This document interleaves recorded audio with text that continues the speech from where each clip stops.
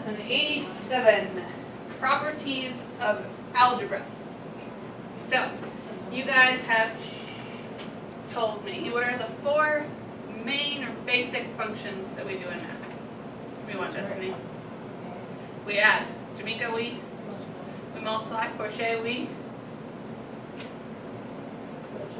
And Devon, we. Destiny, already told us down. Guys up here. What's our fourth? Divide. Good. Alright. So we add, subtract, divide, and multiply. In algebra, you guys have kind of seen where you can substitute things in. So if we remember our graphing, if you had y equals x plus 2, you're given an x equals 2 value. What is y going to equal? We can take that x and plug it in. So 2 plus 2, my x is there, equals 4. So my y in this case is 4. Okay? So you've seen x's and y's. We're going to introduce some concepts that involve two variables again. And keep in mind, it's not too much different than we've worked with before. Okay?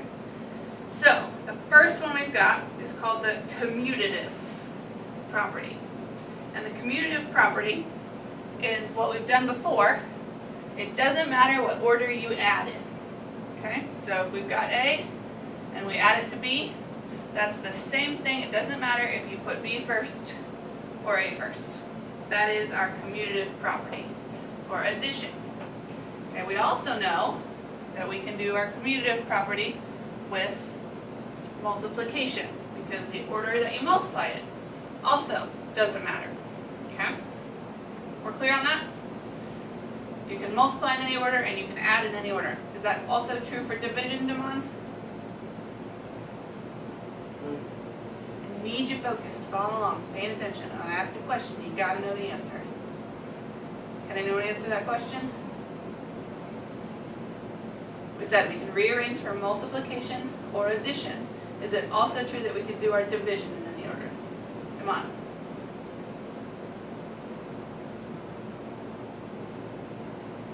Come on. Huh? No, why not?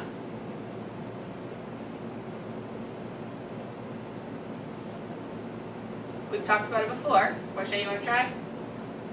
Because you got to make sure everything is lined up right. And you're not small. So let's say we do like 3 times 7, right? We know that's the same as 7 times 3. What if we do 3 divided by 7? Is that the same as 7 divided by 3? No, they mean totally different things, right? We have a decimal point here, and we've got 21 there. So subtraction and division cannot apply, does not apply to the commutative property. Okay? Multiplication and addition for our commutative.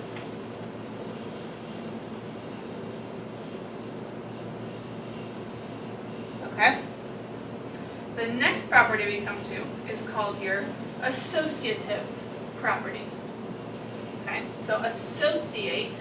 So Portia, you like to associate with Jamaica, right?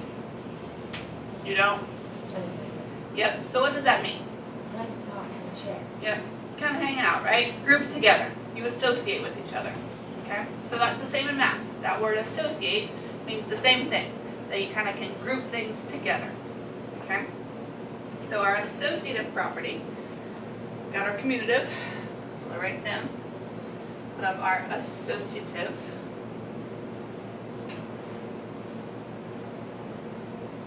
Okay? Our associative property says we can group A and B with addition, and we can add C.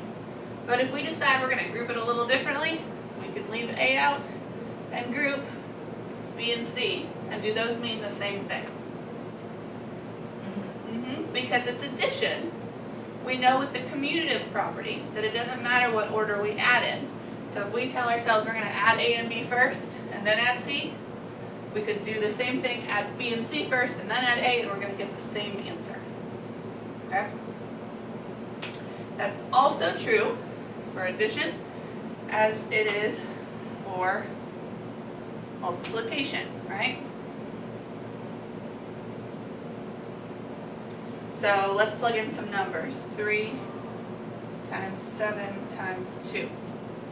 If I put those two together versus 3 times 7 times 2, what's 3 times 7, Jamaica? Times 2?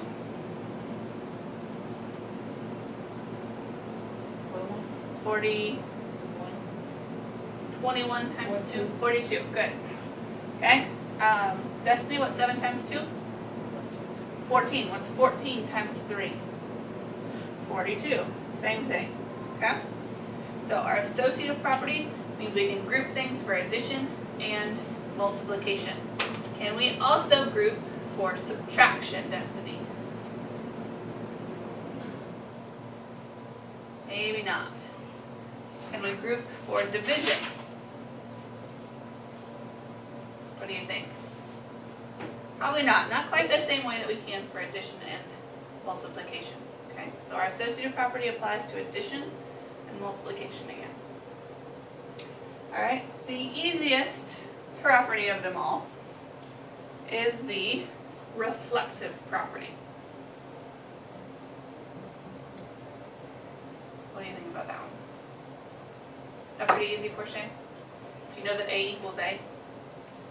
Do you know that B equals B? Do you know that W equals W? Pretty easy, right? Of course. Does 7 equal 7? That's all this property tells us. So a reflexive property is kind of like looking in a mirror. Whatever you see is what you get. If you see 7, you know it's going to be equal to 7. If you see W, it's going to be equal to W. Okay? I need eyes on 273, please. So, our next property is our symmetric property. So for symmetry, what does symmetry mean? If I say something is symmetrical, what does that mean? Portia? Kind of the same. It looks the same on one side and the other side. Good. So just because it's symmetrical doesn't necessarily mean we've got a reflexive property. We know that A equals A. The symmetrical property or symmetry property says that A equals B. If A equals B, then we know that B equals A, right? So symmetry. If A is equal to B, then B is also equal to A. Alright, and then we kind of translate that into the transitive property, which says that if A equals B, okay, and B equals C, what do you know? We know that A equals B, so B equals A.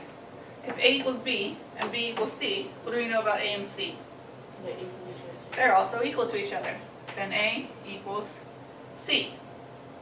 Okay, plug in some numbers. If we know that 3 times 3 is 9, which is equal to 9 times 1, and 9 times 1 is equal to 4.5 times 2, then 4.5 times 2, which is 9, is equal to 3 times 3, which is 9. 9 equals 9 equals 9. No matter how we set that one up, 9 equals 9, and 9 equals 9, so therefore, 9 equals 9. Okay, as long as your math works out. Alright? So, your job for problems like this, we've got our first and only example. It says to use the commutative and the associative properties to simplify. And you've got some addition there. So your job is going to be, for commutative, that means you can do what to it? If we're going to use the commutative property, you can rearrange it, switch it around. Good. So you're going to take those numbers, and we're going to kind of look at them and see, how might we better order these to make our lives easier for adding? Okay? And then it also tells you to use the associative properties. So if you're supposed to use the associative properties, what should you do first? Or after you've rearranged it and we've taken care of the commutative, and now we're going to apply the associative, what are we going to do? Put parentheses. We're going to group things to make our lives even easier. Okay? So, when you look at problems like this, what you want to try and do is get the things that make life more simple together. So, if we look at 87 plus 49 plus 13 plus 51.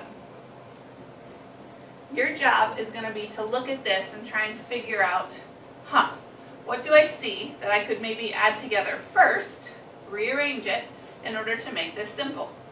Okay? 51 and 49. When I look at those, they're both pretty close to what? Damon, what are they pretty close to? To 50. When you add those two together, what are you going to get? 100, exactly. So what if we go ahead and put those first? Because we know when we add 49 and 51, our lives are going to be easy, and we've got 100 to begin with. And then let's put the next two that we've got. Okay? So here's our commutative. Okay? Now we need to use our associative. So Damon and I just figured out that if we add 49 and 51, what do we get, Damon? You told me 100. Good. And we can also add 87 and 13. And when I add those, what do I get? Also 100. So now, instead of lining up my four numbers and going down my columns and figuring out all my crazy math, I know I've got 100 plus 100, which hopefully is easy as pie, and you get what, Portia? 200. So the answer to my question, although you guys know how to add, you're going to make your lives easier by grouping things, rearranging it so that you can do it in a simpler way. So we have commutative, we rearrange, associative, we're going to group together things to make our lives easier. Okay? You have one example. You've got to use your commutative and associative again. This time we've got multiplication. So same type of situation, just with multiplication instead. Use your commutative first. Key, eyes up here. I need all four of these lines for your homework to show me everything. Show me how it starts. Show me your rearranging. Show me how you're going to group it. And show me how your math got easier. Okay?